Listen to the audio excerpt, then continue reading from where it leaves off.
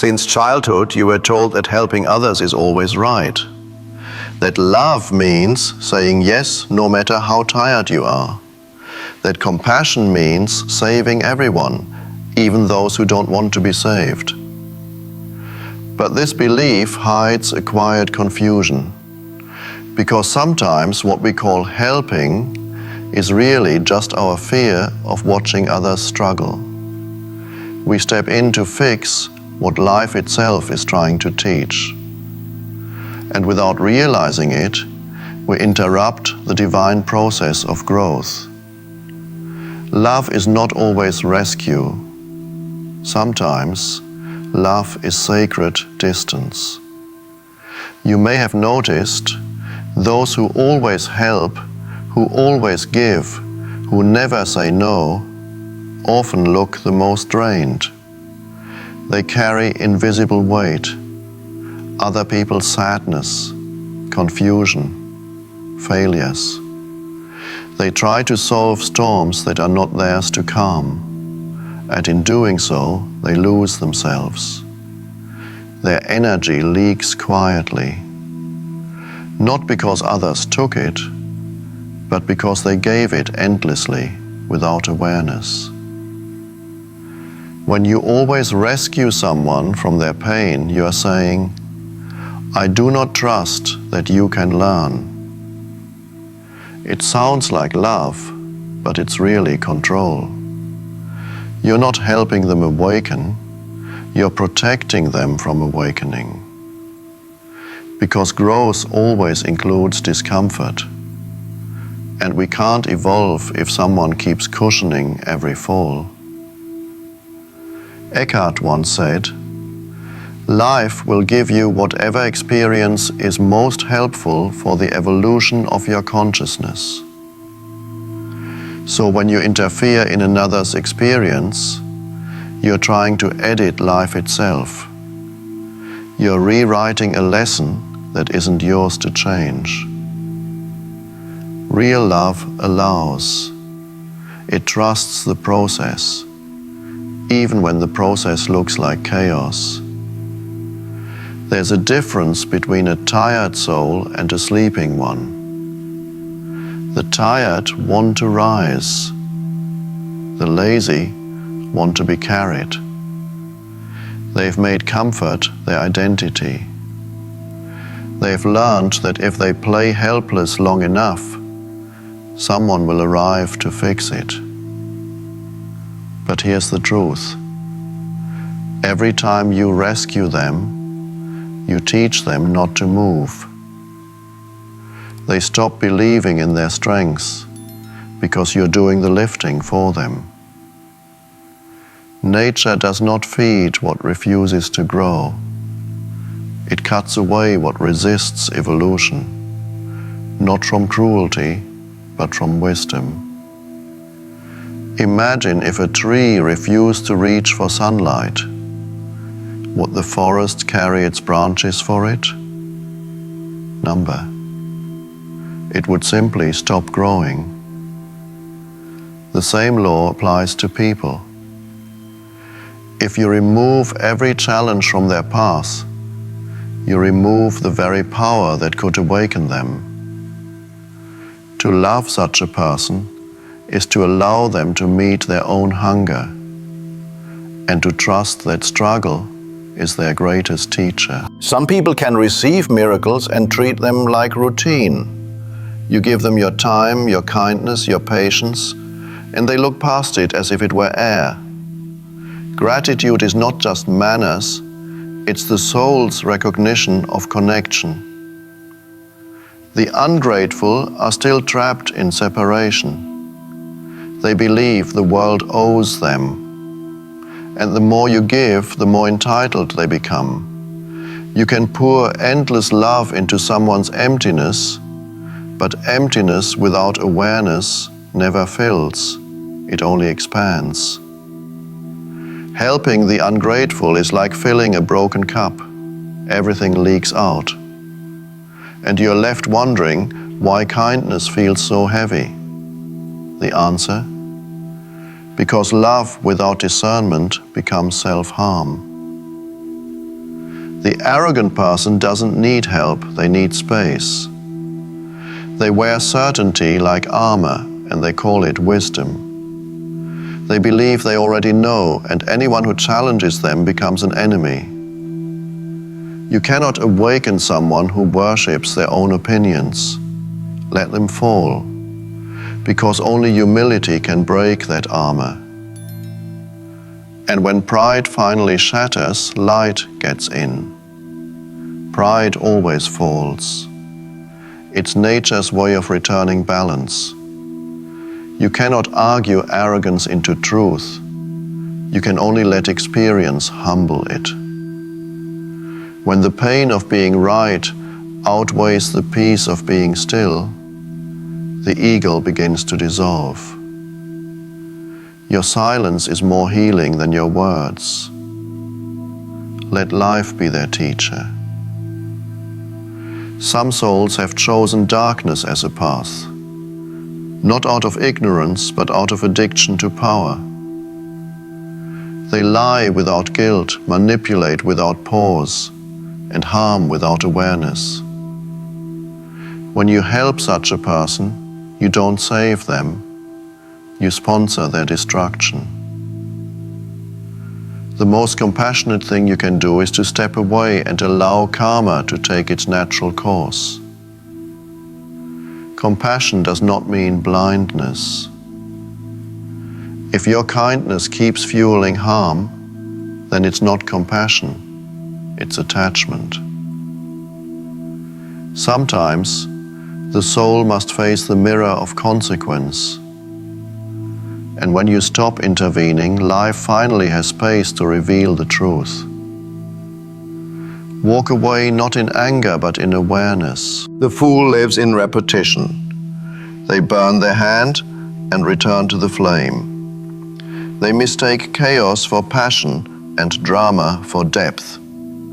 They asked for advice they never intend to follow. You cannot save them with logic, because their suffering is emotional, not rational. The fool's true teacher is exhaustion. Only when they are tired of their own cycle will wisdom begin. The fool is like a drowning man who refuses the rope, shouting, "I know how to swim." If you dive in, you both go under. If you stay on shore, it feels cruel. But sometimes, allowing another to struggle is the only way to let awareness surface. Their suffering is not punishment, it's their curriculum. The manipulator wears many masks. With one person, they are the victim. With another, they are the hero. They read your empathy like a script and play their role perfectly. They do not ask, they evoke. They make you want to help. They feed not on love, but on control. And when you finally step away, they turn your light into guilt. But remember, if you stop responding, their power dissolves. Discernment is not coldness, it's conscious clarity. It means seeing through illusion without closing your heart. It means loving without losing yourself. You can feel someone's pain without becoming their solution. You can be kind without being consumed. That balance, that is true awakening in action. Real compassion does not say, "I will fix you." It says, "I will walk beside you, but your steps are yours." Boundaries are not walls, they are points of awareness. They protect love from turning into exhaustion. They protect wisdom from drowning in noise. When you stop rescuing others, you begin to return to yourself. Your energy no longer leaks into endless fixing. Your silence becomes your greatest teaching. You stop needing to change the world and start embodying the peace that silently changes everything around you. So ask yourself today, who are you still carrying that must learn to walk? Who are you rescuing because you fear being alone? And who are you enabling because you've mistaken attachment for love? Let them go, gently, clearly, without guilt. Not to abandon, but to free both of you. Love does not always look like helping. Sometimes it looks like stepping aside, because every soul must meet its own lessons. And when you stop trying to save the world, you begin to awaken within it. In that silence, in that stillness, you discover the highest form of compassion, presence itself. Sometimes you confuse your pain with another's. You feel their sadness, their chaos, their guilt, and you call it empathy. But empathy without awareness becomes entanglement. It is not love, it is fusion. And in that fusion, both lose clarity. True empathy feels another's pain without mistaking it for your own. It stands close, but not merged. That is mature compassion. Many who awaken fall into a quiet trap. They want to save everyone still asleep. You start preaching peace to those who crave conflict. You share stillness with those addicted to noise. And when they reject it, you suffer. But remember, awakening is not recruitment. You are not here to convince, but to embody. Light does not chase the dark. It simply shines. Helping can feed the ego as easily as wealth or fame. There's a hidden pleasure in being needed. You feel important, purposeful, alive. But when your sense of worth depends on being the savior, you're no longer free. You're trapped in spiritual pride, pretending it's love. Real service has no self-image. It is not, I am helping. It is simply help happening through you. In a world that glorifies doing, standing still feels like failure. But presence is not inactivity. It is pure action without resistance. When someone you love is suffering, try stillness first. Sit with them in silence. Let your calm become their mirror. Often silence teaches what words cannot. One of the hardest moments is when walking away feels cruel. You see their pain, you know they're lost, and yet something inside you whispers, this is not your burden. That voice is not heartlessness, it's wisdom. Letting go is not abandonment, it's faith in life's intelligence. Trust that life is already guiding them in ways you cannot see. Watch how nature loves. The mother bird pushes her chicks from the nest. The tree drops its leaves without sorrow. The river never clings to what passes. Love in its purest form does not possess, it allows. It trusts the cycle of growth and release. Can you love that way? Every act of giving is an exchange of energy.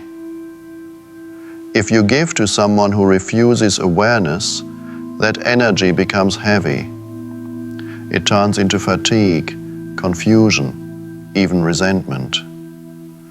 When you give consciously, you never feel drained, because awareness circulates. When you give unconsciously, you bleed.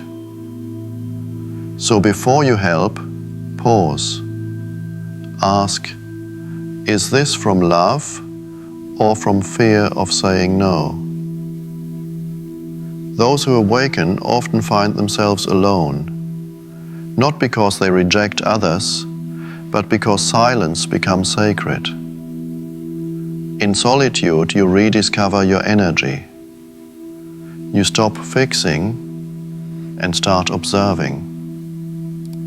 You begin to feel again, not everyone else's emotions, but your own. In that quiet space, clarity blooms. When you stop rescuing, you attract different people. Instead of victims, you meet mirrors. Instead of taking, they exchange. You speak, not to convince, but to share awareness. This is what Eckhart calls the natural gathering of consciousness. Those who are ready will find you by resonance, not by need. In the end, everything and everyone must walk their own path. Your only task is to remain present, to stay rooted in awareness. Let people fall, rise, learn, and return on their own timing. Because when you no longer interfere with life, life begins to flow through you. And in that flow you realize you never needed to save anyone. You only needed to awaken yourself.